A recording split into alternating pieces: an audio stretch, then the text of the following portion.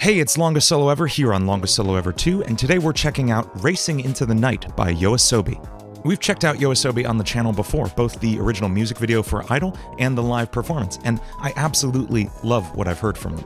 Now, full disclosure, I've heard this song a few times before. I've listened to YOASOBI a lot since getting into Idol, and this song has definitely come across my Spotify playlist a few times. I haven't taken the time to sit down and do a deep dive into this yet, though, so this will be my first time really thinking about the chord progression, the structure of the song, and we'll get to dive into that together. But first, if you like hearing me talk about music, please subscribe down below for more videos like this one posted every week.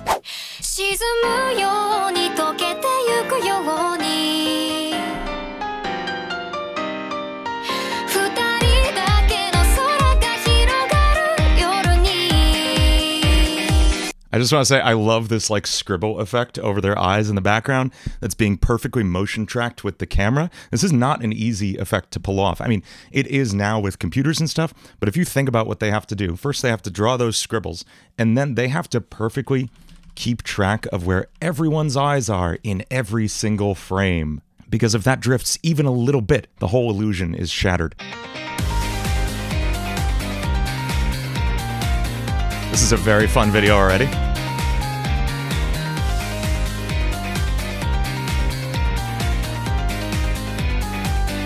I was bobbing my head at exactly the same time. That's just what that beat makes you do. You just have to sit there like, yeah. Okay, I want to talk about this chord progression we're hearing right off the bat because it's kind of the basis for this entire song. A lot like Idol, it's got this one like killer underlying progression that drives the whole song forward. So this chord progression pulls from a lot of really standard stylistic things in J-pop, especially this one movement we're going to talk about. It's in C minor, but we're starting on the 6th chord, this A flat major. And we've got the 7 on there because it's kind of jazzy. We're playing 6, 5, 1. And this is like such a great place to start a chord progression. This is like a yeah, yeah, yeahs, heads will roll kind of thing. I reference that progression a lot when I'm talking about these. And that's kind of the center of this whole chord progression. It comes back to those 3 chords over and over. But the way it gets back to them is a little different each time.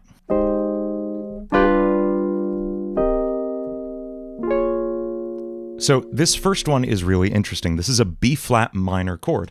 That is not in the key of C minor. So what is it doing here? Well, to answer that, we have to talk about jazz music theory. And this isn't jazz, I know, but J-pop is borrowing more and more from jazz chord progressions.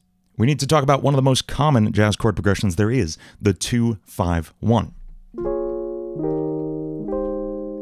It's the chord progression at the center of basically every jazz piece you've ever heard. And it's as simple as it sounds. You take a key, you play the 2nd chord, the 5th chord, and the 1st chord.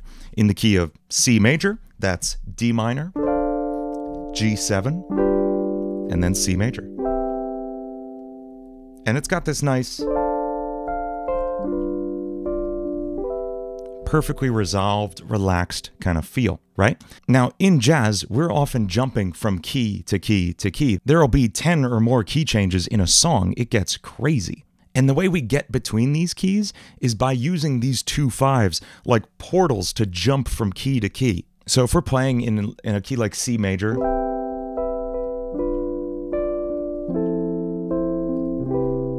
and we want to get to, I don't know, say G major, we would play a 2-5 in the key of G major, thinking ahead, thinking to where we want to go. We would break the rules of our C major key and play a 2-5 from G major. What's that? Let's think in G. 2 is A minor, 5 is D7, and then 1 is G major. So let's pretend we're playing in C major.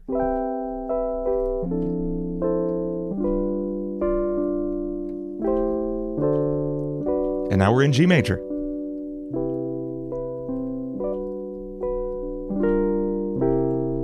Now we're in F. You can just use these 2 5s to get anywhere you want. They're magic. So let's step back to Racing into the Night now. What is Ayase doing here compositionally?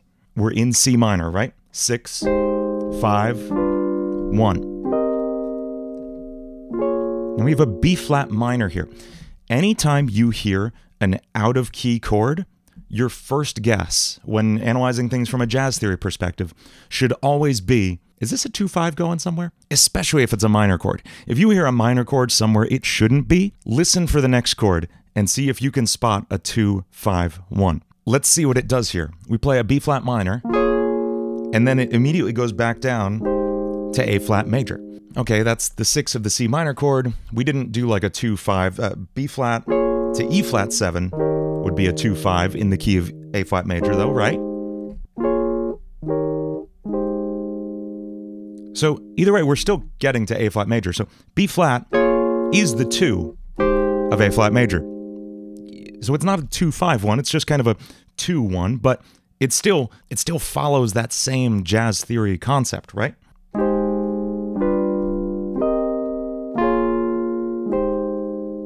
It still resolves in the same way. So even though we're not getting that full 2-5, I'm pretty sure that's what's going on here. And it's confirmed the next time around we hit that chord progression. Here's the second time around. Now those next 2 chords, it starts the same way. But then, what happens here? We can hear the bass line really clearly. D flat, E flat, but it's not playing D flat, E flat chords. That would be easy. That would be weird, but pretty straightforward and simple. No, the chord progression is that 2-5 I was talking about. It's B flat minor 7 to E flat 7. It's just the bass doesn't listen. The bass instead plays D flat and then E flat. Some really cool interplay between the bass doing one thing, moving up through these chords, creating what we call inversions, where you play not the root of the chord in the bass, but a different note in the chord. So instead of playing B flat on this B flat minor 7, we're playing D flat. That puts it in what's called first inversion, where you play the first note up from the root. Second inversion would be the second note up from the root. And then third inversion would be the third note up from the root. The last note in the chord. Those rarely sound good. We go back through the first chord progression again, doing just the 2, and back to the 1.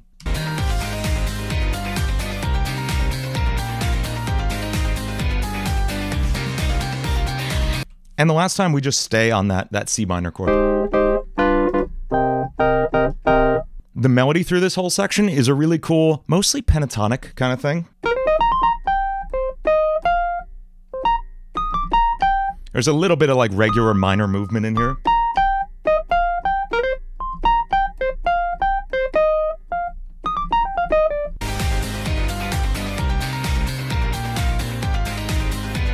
Ooh.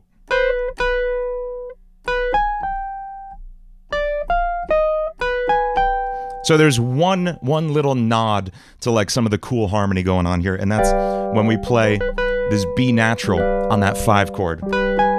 In fact, we get this flat 9, and that's a real heady like jazz theory situation going on here. Whenever you hear like really high numbers in chords like G13 or anything, like it's less complicated than it sounds. When we're talking about chords, we're almost always stacking thirds, meaning we start with a root note, let's say G, and then we move a third up from there. 1, 2, 3. Then a third up from there, and then a third up from there, a third, a third.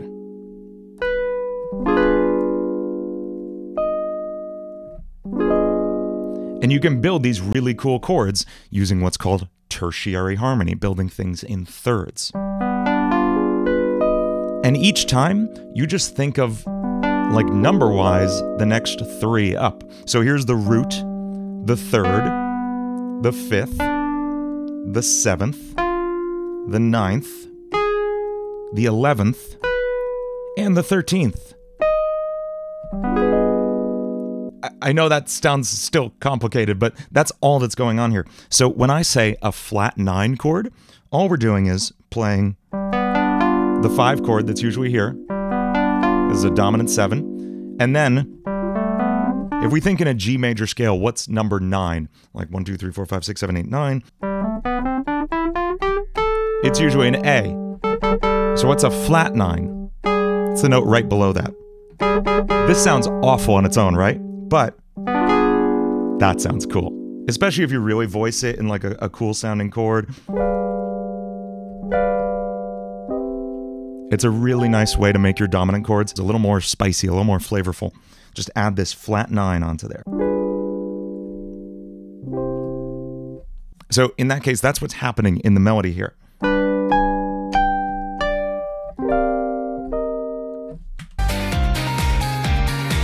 Okay, now the song can actually start, now that we've talked for 20 minutes about chords.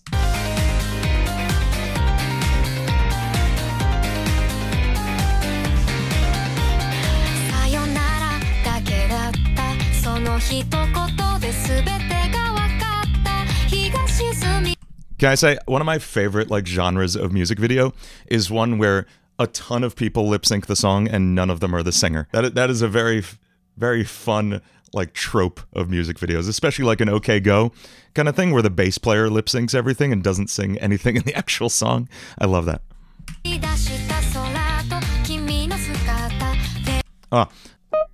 This is one of my favorite, like, just little vocal things, is this kind of like bouncy melody. This, I love those kind of like bouncy syncopated melodies. I love it.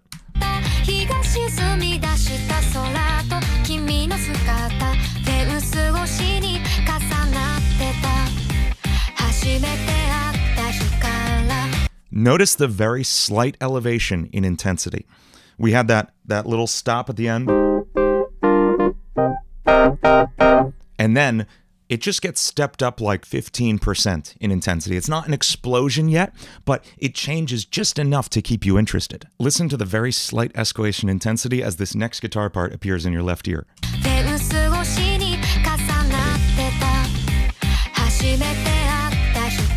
Just steps things up a little bit.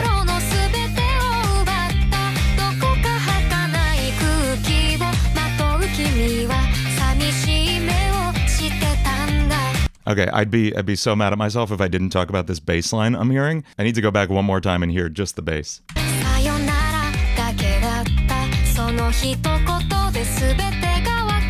Oh, there's so many cool just little licks you hear in there.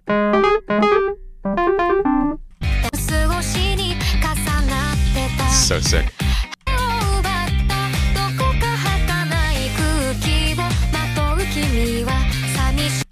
Can we just talk about the beautiful lighting in this video too? Like, this is so intentional as far as color choice goes. We have this beautiful, like, complementary color contrast going on in what feels like practical lighting. Like, this just feels like the lighting in the room, and this is the lighting from this machine here. This was beautifully lit and shot. Amazing work to the cinematographer.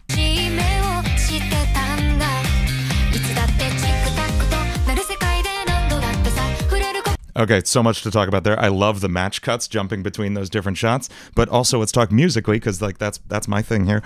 I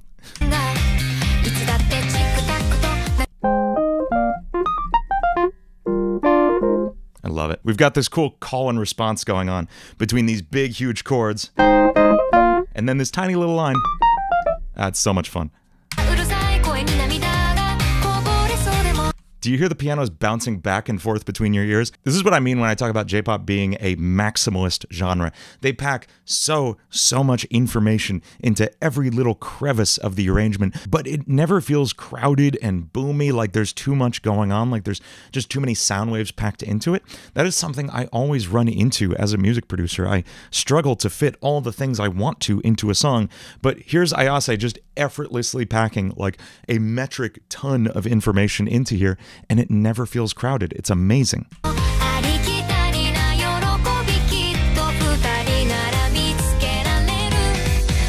I think that was our first like vocal harmony coming into the song. That was really nice. You can just feel the intensity as that extra layer comes in, and they were saving it for this moment. It's great.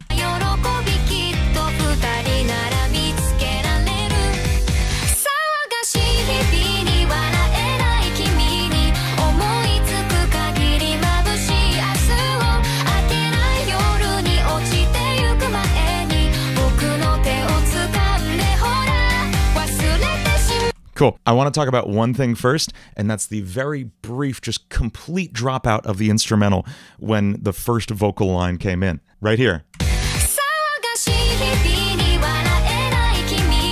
Do you feel how much more impactful that entrance was because the whole instrumental pulled out for a second? It's such a cool device to use. Just this like extreme sudden contrast before a huge section change. It's like somehow the opposite of a drum fill, but does the same job, if not even better. Let's talk about this melody and how just effortlessly they're jumping from chord tone to chord tone, and it feels just like every melody feels like a puzzle just perfectly interlocking with the chord progression.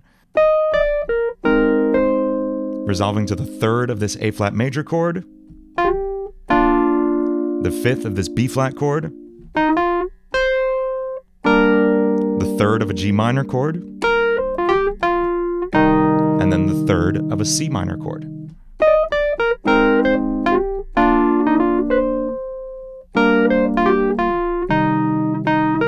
And the whole time, we're just following around the chord progression.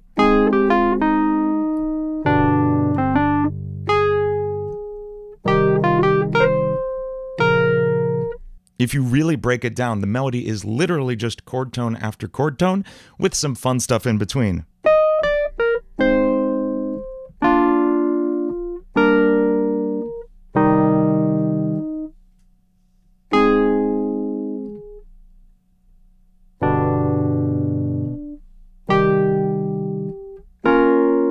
And you can hear the melody in that when you follow the chord progression, right?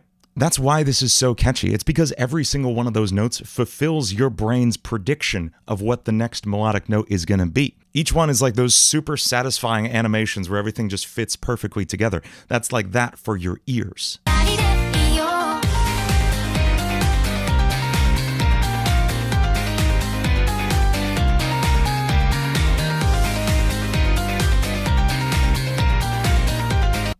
I just want to say what a fun music video this looks like it was to shoot. Like, it's very simple. It's just a bunch of friends messing around in Japan. Like, super, super fun shots going to different locations, stores, and arcades and stuff. Intercut with this one really epic scene in the church. Like, that's fun. But overall, like, it looks like a very simple and straightforward music video to film, and that's very fun for me as someone who makes music videos.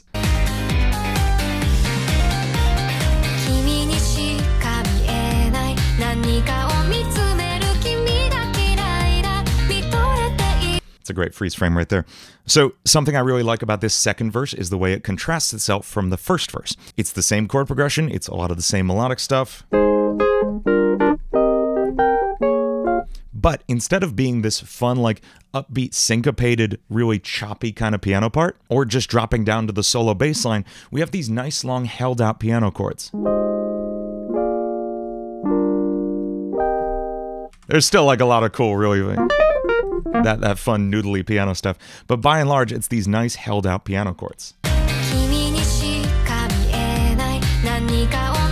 It's nice. It kind of brings down the intensity, lets you relax a little bit from that crazy chorus.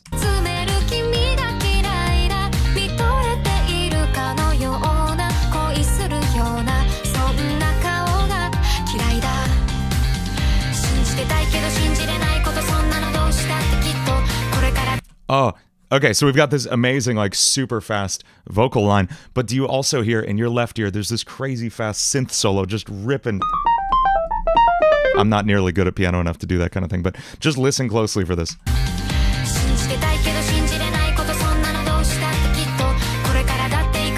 It's so good.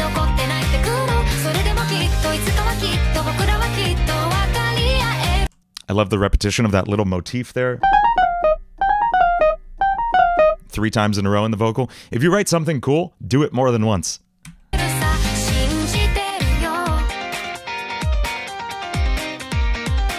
Breaking down to just the funky guitar, the piano melody, and these electronic drums, it's a really cool way to, like, again, let the audience breathe a little bit, let the tension build for, like, whoa, we just chilled out a lot. Where's it gonna go from here? It's like the room before the final boss in a level where there's a bunch of health potions and stuff everywhere. Where you're like, why am I getting all these potions? What's gonna happen?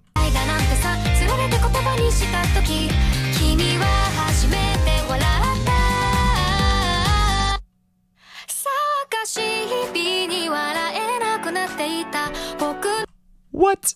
This is something I think I noticed, like, subconsciously when I was listening to this song. But what is this key change?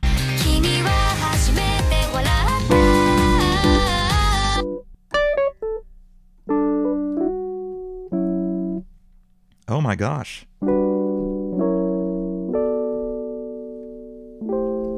We've modulated down a half step.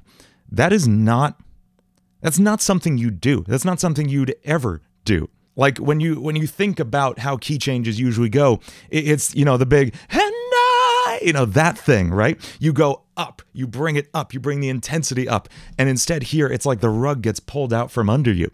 We would expect to hear like,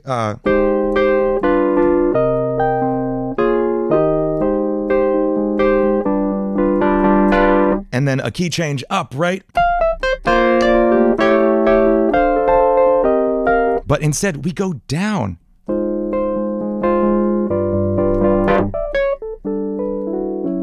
It's like weirdly calming and almost bittersweet in a way. I love it. It's crazy.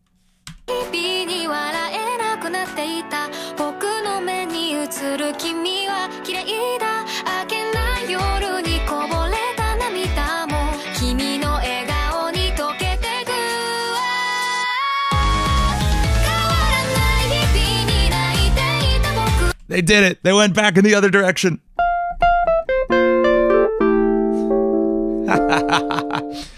It was a fake out key change. We went down just to make you think like, oh, this is where we are now. Nope, nope, never mind. Stepping it up even further, going up a whole step modulation. Oh, that's crazy. Absolutely crazy. Is everyone dead? What's happening here? What the hell?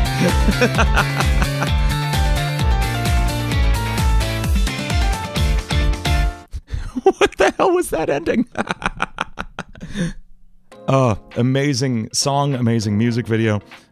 Thank you, as always, to YOASOBI for making such cool music and music videos for me to watch. I love it. Thank you so much for watching. If you like this video, please subscribe down for more. And if there's a song you'd like me to check out, leave it in the comments and I'll take a listen. As always, this video is sponsored by Quick Start Music. Quick Start Music is my collection of online music production courses built to help you to learn to make music the way you want to. We've got courses on mixing and music production, songwriting, and so much more coming soon. If you use the code LSE at checkout, you'll get 50% off your first month. That's Quick Start Music, the ultimate online music school. Thank you so much for watching, and I'll see you next time.